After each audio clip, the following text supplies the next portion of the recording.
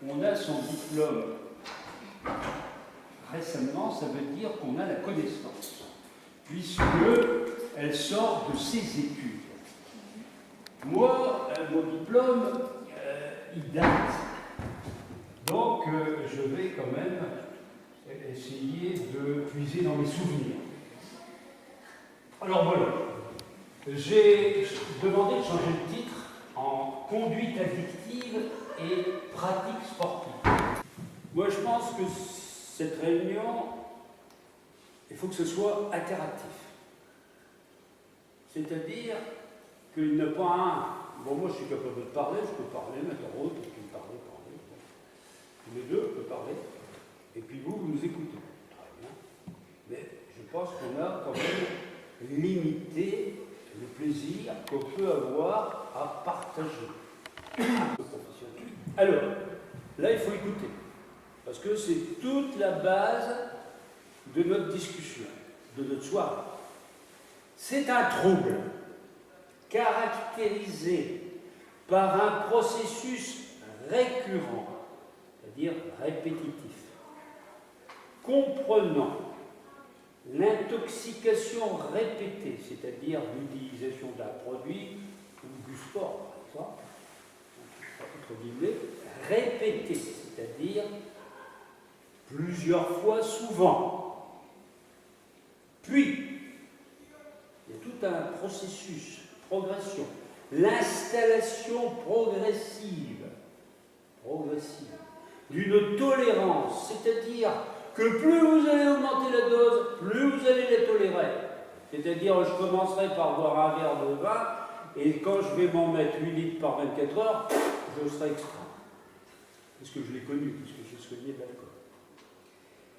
Et d'un besoin compulsif de consommer. Allez, je vais vous sortir un grand mot, le craving. C'est de l'anglais. Un accent extraordinaire, très fort. Mais alors, qu'est-ce que ça veut dire? Ça veut dire tout simplement qu'il y a un moment, ça vous prend. Comme un coup de fusil. Là, c'est des explications un peu simplistes, mais qui... Et vous ne pouvez pas vous empêcher de en voir un, de fumer un clope, de sniffer, de mettre les baskets, et puis putain, ça me manque. Allez, je vais faire un petit footing. Oh, il pleut, il fait un temps dégueulasse, mais j'y vais quand même. Bien. Un exemple. Voilà les bases récurrentes, tolérance, installation progressive d'une tolérance, besoin compulsif. Et il y a aussi une chose qui est très importante, caractère chronique. C'est-à-dire que ce n'est pas un truc qui dure 8 jours, c'est des années, voire sa vie. Lorsqu'on est dépendant, par exemple, à l'alcool ou au tabac, c'est pour sa vie. Ça veut dire qu'il y a le caractère chronique et l'évolution par rechute. Qu'est-ce que ça veut dire?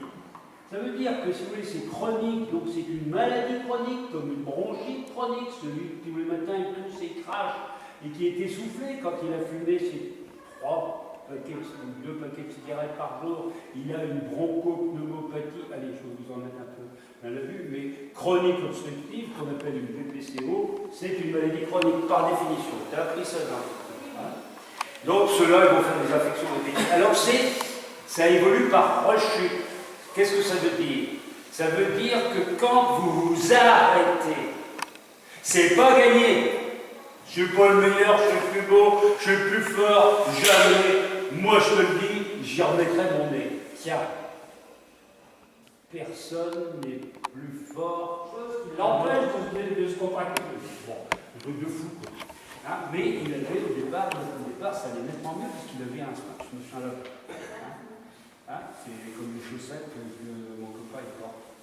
C'est vrai, hein, c'est vrai. Alors, les chaussettes de mon copain, quel est l'intérêt? Puisque aujourd'hui c'est la grande mode, moi aussi j'ai des chaussettes comme ça. C'est intéressant lorsqu'on a une insuffisance veineuse, c'est-à-dire un trouble du retour. Donc, si vous voulez, il y a déjà un problème, c'est qu'il n'y a pas de pied. Là, il y a des pieds, toi. Ouais. Ouais. Alors c'est bien mieux quand il y a des pieds. Les autres, c'est des, ouais, ils appellent ça des manchons. La circulation veineuse, elle est essentiellement au niveau de la voûte plantaire. Vous avez 1 litre de sang dans la voûte plantaire. Personne ne pense, donc, si vous voulez, moi je ne pas qu'il y ait une thèse là-dessus. Alors, ça c'est intéressant. D'abord, il faut les mettre allongés. Toi, tu peux expliquer, puisque c'est toi qui les distribue. Donc, qu'est-ce que tu dis, madame? Allonger les pieds en l'air. C'est pas une partie de jambes en l'air, c'est s'allonger, mettre ses jambes en l'air au moins pendant 4 à 5 minutes.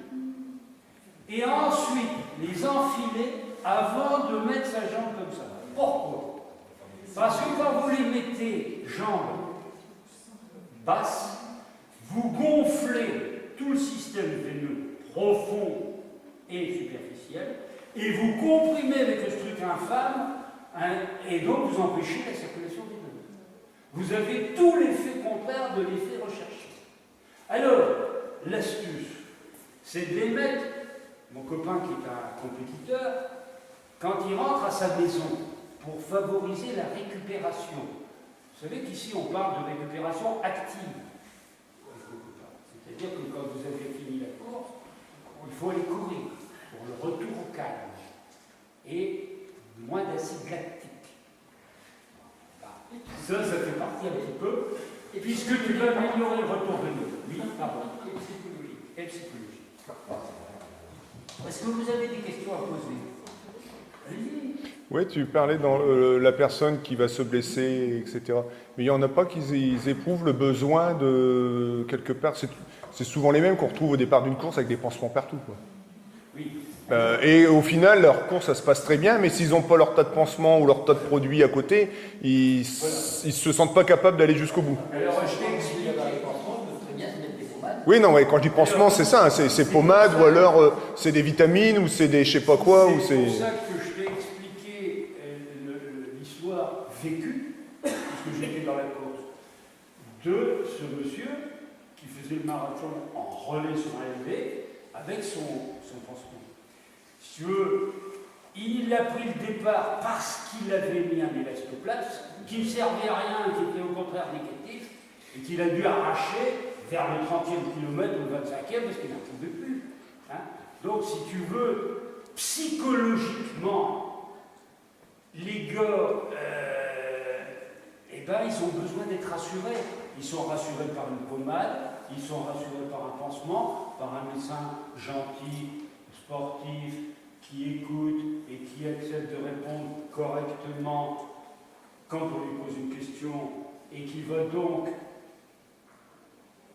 il va désangoisser. Très important. C'est un peu le gris-gris que certains ont au départ quand ils rentrent sur le terrain de foot ou ailleurs, quoi. Pourquoi tu as des sophrologues? Pourquoi tu as des relaxologues? Pourquoi tu as des mecs qui sont hogues de n'importe quoi, qui sont là avant pour dire aux mecs parce qu'il y a une clientèle. Tu n'as pas de problème, tu seras fort, tu vas gagner. Alors là, évidemment, il faut une pression terrible. Non, il faut le décontracter, alors il leur passe des choses. Tout ça, c'est psychologique. Et ça, c'est le rôle de l'entraîneur. Préparation psychologique, il doit donner des conseils, il n'y a pas que physiquement, il faut le débriefing. Pardon, et le débriefing. Oh non, mais... Il y a un alien qui rentre. Il y a un alien avec un camisson. On fait quoi là avec les sandwichs? Bah, quand il a fini, on les mange. Bah, ils sont là. Ouais, c'est vrai, ils sont là, mais tu manges pas. C'est vrai, je peux pas. Non, non, ils filment. Ah ouais. Bon, Oh non, c'est bon, je suis rien. Bah, je te filme pas à travailler. Par contre, t'as pas d'allumettes? Hein? Parler de les gaz. Ah non. Parce qu'avec des mouches, des sopalins, ça va pas. Des sopalins quoi? Par allumer le gaz. Allumer le four. Sopalins, ça va pas. C'est ça qui sent le cramé. Bah, là, j'ai ouvert la fin. On peut pas allumer le four. Il y a... Bon, t'as Daniel, il va chez nous. T'as pas un cracheur de feu? Il y a un fou, il n'attend même plus le week-end suivant pour aller à l'entraînement, il va gagner le soir. Et au petit matin avec une lampe. Moi j'ai fait ça un jour, à 8h sur la route de Forest, les mecs ils roulent comme des fous. Et il y avait un con avec une lampe, et la lampe, elle fait ça. L'autre, arrêtez. C'est des flics. Les flics, quand ils t'arrêtent, ils font ça. Et il dit arrêtez. Quand je me suis dit, ici, monsieur. C'est pas l'air con. Elle ne fait que de la concertiner. Il était content, je vous jure, hein, c'est vécu. Je vous montrer en gros sur la route de forêt. J'avais mis ma lampe, j'avais acheté ça. Je croyais que j'allais faire des trucs de nuit. Ouais, mais ça, c'est vrai pour ma... Le sport devient une activité majeure. C'est comme si, Fabienne, que je connais bien, ou tout le monde, parce que vous tous, tu arrives là-bas à la pharmacie et tu es toujours recalé. Tous ceux qui prennent ça, il faudra expliquer ça aux enfants, tous ceux qui prennent ça sont recalés. C'est parce qu'ils n'ont pas travaillé pendant l'année. Et quand l'examen est terminé, ils ne dorment plus. Donc ils prenaient du mandrax. Tu as vendu du mandrax. Le mandrax, c'était une benzodiazépine. Vous imaginez le cycle artificiel. Donc, bon, je vous raconte un peu tous les... Excusez-moi, tous les trucs. Alors, entre l'étudiant qui consomme donc ces vitamines et celui qui consomme régulièrement ou à forte dose des anabolisants pour développer sa musculature, en fait, là, c'est sa musculation. Parce que c'est la musculation qui développe la musculature. Ou améliorer ses performances physiques ou des glucocorticoïdes pour repousser les limites de la fatigue. Mais on devait parler également des compléments alimentaires. Donc j'ai été me présenter à la Décathlon de la Castor pour aller voir les boîtes. Alors, on a des lectures saines avec Fabienne, on lit Science et Avenir, on lit Science et Vie pour notre connaissance et culture, c'est-à-dire essayer de comprendre. Moi, c'est essayer de comprendre les choses, j'apprends plein de trucs. Alors, je vais vous dire une chose, tout de suite, n'achetez pas ces saloperies-là. Ça ne sert à rien. Moi, je vais acheter des corps, parce que je ne peux plus les avaler, ils sont périmés. Des gâteaux au chocolat, alors je vais vous raconter après. En triathlon, tout chez gars, moi je mets, Annette, elle me préparait du riz, tout ce qui digère bien, tout ça, et toujours un flan, tu sais, ou un gâteau de riz. Putain, on va les choses, tu sais. Mais, j'en ai fort. Les autres, ils sortaient un machin de plastique avec un petit bout de chocolat comme ça, tu sais, de gâteau au chocolat. Merde, avec ça, tu fais 7 heures, 6-7 heures. Et ils mangeaient ça, je voyais que le succès, moi qui